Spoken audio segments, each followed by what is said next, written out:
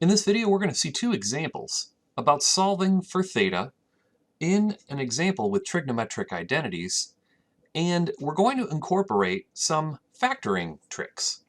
I think it's easy to look at these problems and be instantly confused as to what to do next without maybe seeing an example or maybe like you didn't know it was possible. So here's an example that has caused many students to email me and ask about what to do next. Suppose we have secant theta, and that's multiplied by sine of theta, and then we subtract 2 sine of theta, and we set that equal to 0. Now you'd be surprised at the amount of things that you think you can do, but you actually can't. First of all, a lot of people thought maybe I could turn this into sine and cosine, because secant is, thanks to an identity, 1 over cosine. And therefore sine over cosine is tangent, and then we have tangent minus 2 sine theta equals 0, and well, that doesn't really get us anywhere. Sometimes people look at the sine of theta and the 2 sine theta and think we can subtract these two, but we can't because these are different terms, and you cannot collect different terms. So what do you do first? Well, what I would do first is I would look for a common term. Now the reason why I say that is because when things are set equal to 0, since you've probably had a lot of quadratics in your previous algebra courses, when things are set equal to 0, factoring is generally one of the options that you can choose from. And it seems that in this first term of secant theta sine theta, there's a sine, and the second term also has a sine in it. So let's see what happens if I factor out a sine theta. If I factor out a sine theta, now I notice that I have this secant theta sine theta, so all I have left is secant theta. And then if I factor a sine theta out of my 2 sine theta, then it's just minus 2. And that's equal to 0. So I am going to use a property about the product of two numbers being set equal to 0 means that the first, the second, or both are equal to 0. So let's set sine of theta equal to 0, and let's set this parenthesis equal to 0 as well. Secant theta minus 2 equals 0. So I now have to just check and see when these exist on the unit circle. So sine of theta equals 0. Well, that happens at two spaces in the unit circle. Where it happens, if I bring my unit circle over here for a moment, sine of theta is 0 at 0 degrees, or 0 radians, and sine of theta is equal to 0 at pi radians. So we are going to write down those two solutions. So we have 0 and pi radians. Okay, now here, the secant theta minus 2, we're not quite done with it yet. Let me add 2 to both sides. And after I add 2 to both sides, to simplify that, I'm going to get secant theta is equal to 2. Now, where on the unit circle is secant theta equal to 2? Well, let's take a look here. It happens at pi over 3 radians. The secant of theta is equal to 2. And it also happens at 5 pi over 3 radians, where secant of theta is equal to 2. Now let's remember this because we're going to actually see this again in the second example. So here we have two answers, one answer of pi over 3, and the other answer at 5 pi over 3. So the set of our correct answers from smallest to largest, from 0 to 2 pi, is 0, pi over 3, pi, and 5 pi over 3. Okay, so the next thing we're going to do is take a look at another example with more factoring. So this problem is going to be a little bit more involved, but it still might confuse people at the start because this next example here really feels like it's unsimplifiable. So here we have 2 tangent squared theta is equal to 3 secant theta. Now, Sometimes students decide to try to turn everything into sine and cosine, and that might get you there, but honestly, I think you would have a better opportunity focusing on this tangent squared theta and realizing the tangent squared theta, thanks to the Pythagorean identities, is equivalent to secant squared theta minus 1. Now, knowing that, the secant squared theta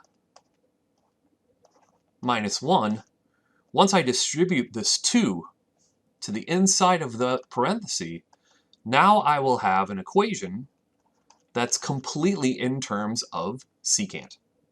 So distribute that inside. So now I have 2 secant squared theta minus 2 is equal to 3 secant theta. Okay, so we have a situation where we have a secant squared theta and a secant theta. So having had college algebra and the quadratics unit, pretty much when you have an x and an x squared, and in this case we have a secant squared and a secant, your only recourse is to factor. So what we're going to do is we're going to bring everything over to the left-hand side and set this equation equal to 0. So I'm going to subtract the 3 secant theta from both sides. Now the negative 3 secant theta doesn't actually simplify with anything on the left-hand side, so it just becomes a term. I'm going to place that in the middle.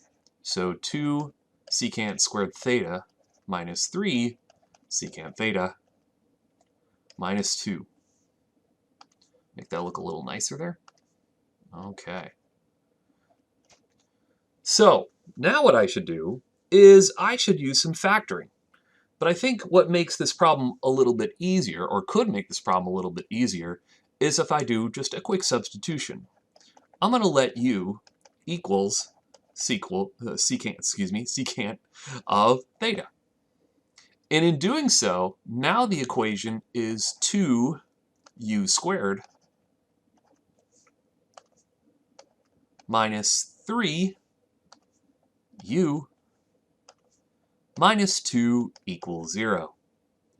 So now I have an algebraic equation that I can factor, and once I'm done factoring, I can set my u back into secant theta and see when that happens on the unit circle.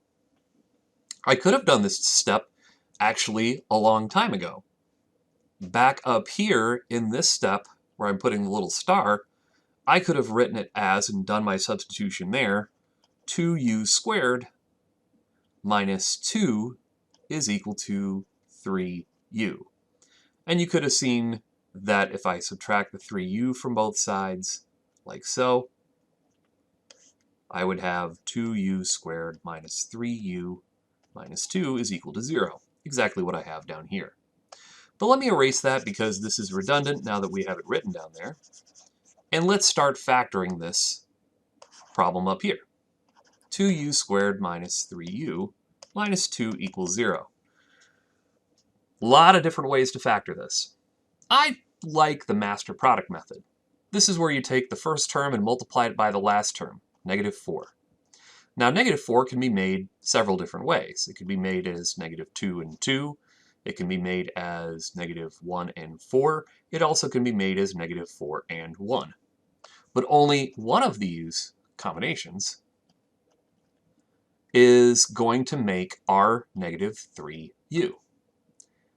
And the one that I'm trying to draw in a nice way is this one here. This third combination is the way that we can put this into my minus 3u and actually get my answer. Now, I use the correct term, combination, because the order doesn't matter. I can split this up as negative 4u minus plus u, or I can do it this way. I can have it as u minus 4u. And you can see that u minus 4u is indeed negative 3u. All right, everything else drops down. And what we have is we have a grouping problem. And the grouping problem works with 4 terms. We look at the first 2 terms, and we see, is there anything we can factor out of these 2 terms? And the answer is yes. We can factor out a u.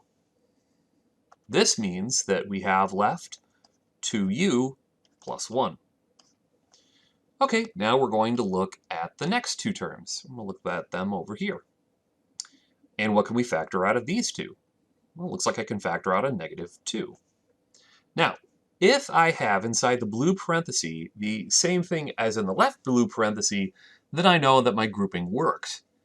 And negative 4u divided by negative 2 is positive 2u. So far, so good. Negative 2 divided by negative 2 is positive 1. Excellent.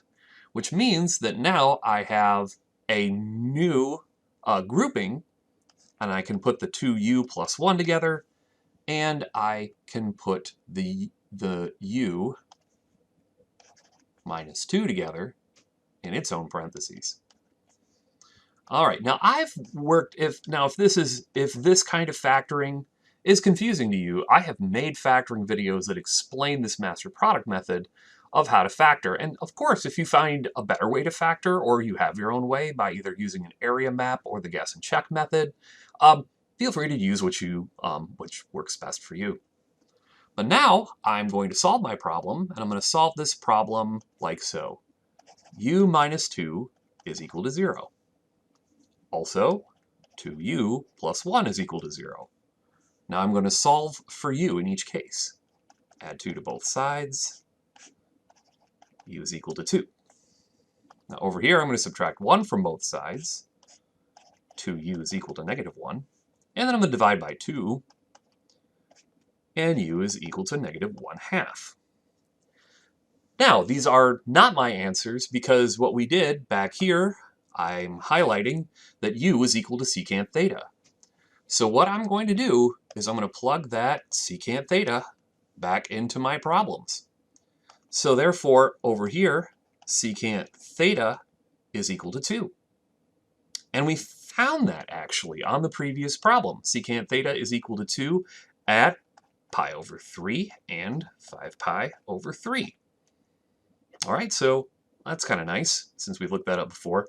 But now what I would do is what I want to do is look up secant theta. And when is secant theta equal to 1/2? Okay, so let me get out my unit circle here. Let me look around. Okay, I see some 1/2s at cosine. That's kind of nice. But secant, when is secant equal to negative 1/2?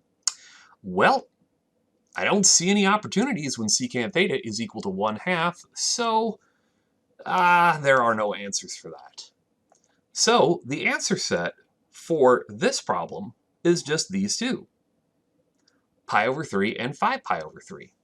So if I wanted to look at pi over 3 and take its tangent value, square it, and double it, that would be equal to 3 times the secant value at that pi over 3. Now, I want to show you this little extension here of how you could have checked your answer at the very end. So if we look at pi over 3, and we look at the tangent value is square root of 3. Now, if we square that and double it, this is going to mean that this is 6, because this is square root of 3, which is squared would be 3 times 2 is 6. That would be equal to 3 secant theta. Now the secant theta at that moment, at that pi over 3, secant theta is 2. So if we triple the 2, we would get the answer of 6. So at pi over 3, doubling the square of tangent is going to be equal to tripling secant. Now let's check out 5 pi over 3. Well, I think it's going to work out just fine because at that value, if you take a look at the tangent, it would be negative square root of 3, but negative square root of 3 squared would give you a 6. And the reason why is because you're squaring not only the square root of 3, but the negative as well. And then the value is 2 at 5 pi over 3 for secant, and if you triple it, it gives you 6. So it works not only at pi over 3, but also at 5 pi over 3. So that's a neat way to check your answer at the end. Not that some of you would have done that, but I just wanted to show you that it is possible. Well, thank you very much for watching, and I appreciate all the hard work you're doing in this unit.